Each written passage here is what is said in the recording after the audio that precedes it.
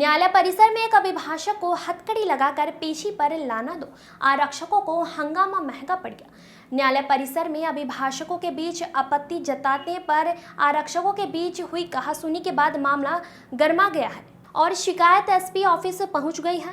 अभिभाषकों ने आरक्षकों पर अभद्र व्यवहार का आरोप लगाने के साथ ही नियम विरुद्ध हथकड़ी लगाकर वकील को कोर्ट लाने की शिकायत की। वकीलों ने एएसपी से मुलाकात कर बताया कि जिस वकील को गिरफ्तार किया है उसे आरक्षकों ने अस्पताल सहित न्यायालय परिसर में हथकड़ी लगाकर घुमाया गया, जबकि नियमानुसार गंभीर मामलों में हथकड़ी लगाई जा सकती है।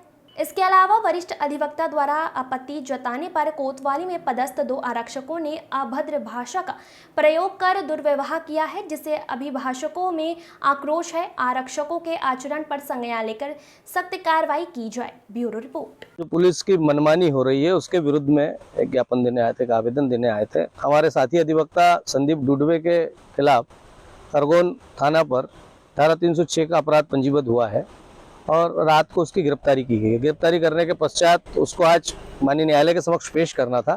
उसके लिए पुलिस ने उसको हथकड़ी लगाकर पूरे शहर में मतलब हॉस्पिटल तक लेकर गए, न्यायालय परिसर में भी लेकर आए और न्यायालय के कंपाउंड के अंदर तक उसको हथकड़ी लगाकर लाए।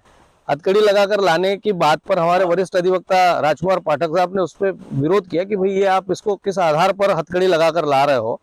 चूंकि सुप्रीम कोर्ट के गाइडलाइन है और हथकड़ी नहीं लगाकर लाया जा सकता। ऐसी कोई विषम परिस्थिति हो जिसमें कि बहुत खतरनाक कोई अपराधी हो, उसको हथकड़ी लगाकर लाया जाता है।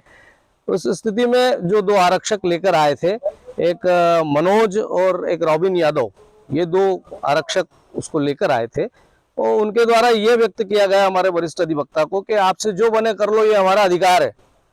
तो चूंकि ऐसी स्थिति में चूंकि हम तो कानून के जानकार लोगों के साथ इस तरह से वो व्यवहार अगर कर रहे हैं तो एक आम आदमी के साथ क्या करते होंगे, इस बात को लेकर हम एसपी साहब के पास आज एक आवेदन लेकर आए कि भाई इनके विरुद्ध जिन कर्मचारियों ने इस तरह की हरकत की है और न्यायालय के समक्ष तक वो हथकड़ी लगा कर लाए, उनके विरुद्ध वैधानिक कार्रवाई होना चाहिए, उनका सस्पेंशन होना चाहिए और थाना प्रभारी के विरुद्ध भी कार्रवाई होना चाहिए, क्योंकि थाना प्रभारी के निर्देशन में सब कुछ होता है।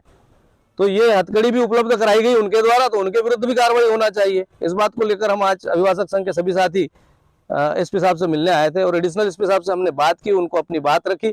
सुप्रीम कोर्ट के साइटेशंस दिए हैं, गवर्नमेंट ऑफ इंडिया की गाइडलाइन दी हुई है, उसके आधार पर उनके विरुद्ध कार्रवाई होना चाहिए। क्या नाम है? रविंद्र यादव, सचिव अभिभाषक संघ। एक 306 के आरोपी हैं जिनको पुलिस ने कोर्ट में पेश किया है और उनका कहना है कि हथकड़ी लगाना उचित नहीं था। उनके आवेदन पत्र को ले लिया गया है और एसडीओपी खरगोन को जांच के लिए सौंपा गया है। सर, उनके द्वारा सस्पेंड किए जाने की मांग की जा रही है। जो इलीगल होगा वो जांच में पता चल जाएगा।